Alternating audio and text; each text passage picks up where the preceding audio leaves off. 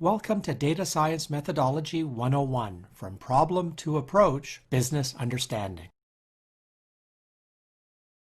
Has this ever happened to you? You've been called into a meeting by your boss who makes you aware of an important task, one with a very tight deadline that absolutely has to be met.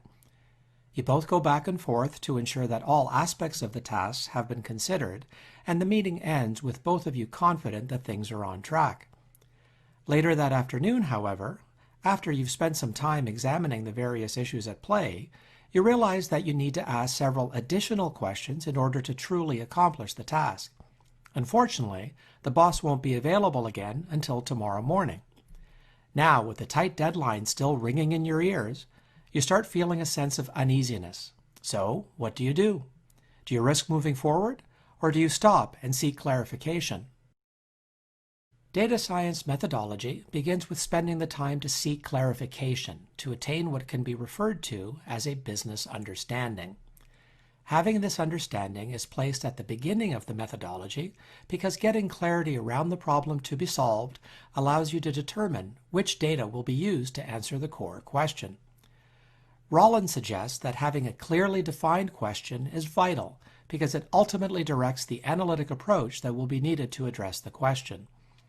All too often, much effort is put into answering what people think is the question, and while the methods used to address that question might be sound, they don't help to solve the actual problem.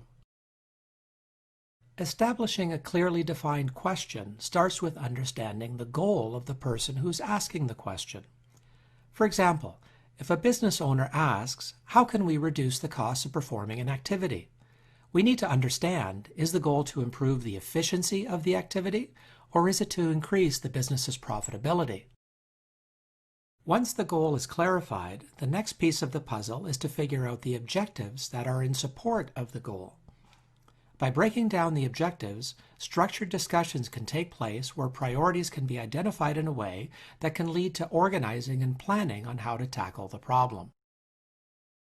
Depending on the problem, different stakeholders will need to be engaged in the discussion to help determine requirements and clarify questions. So now let's look at the case study related to applying business understanding. In the case study, the question being asked is, what is the best way to allocate the limited healthcare budget to maximize its use in providing quality care? This question is one that became a hot topic for an American healthcare insurance provider. As public funding for readmissions was decreasing, this insurance company was at risk of having to make up for the cost difference, which could potentially increase rates for its customers. Knowing that raising insurance rates was not going to be a popular move, the insurance company sat down with the healthcare authorities in its region and brought in IBM data scientists to see how data science could be applied to the question at hand. Before even starting to collect data, the goals and objectives needed to be defined. After spending time to determine the goals and objectives, the team prioritized patient readmissions as an effective area for review. With the goals and objectives in mind, it was found that approximately 30% of individuals who finish rehab treatment would be readmitted to a rehab center within 1 year, and that 50% would be readmitted within 5 years. After reviewing some records, it was discovered that the patients with congestive heart failure were at the top of the readmission list.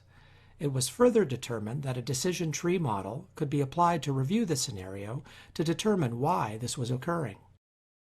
To gain the business understanding that would guide the analytics team in formulating and performing their first project, the IBM data scientists proposed and delivered an on-site workshop to kick things off. The key business sponsor's involvement throughout the project was critical in that the sponsor set overall direction, remained engaged and provided guidance, and ensured necessary support where needed.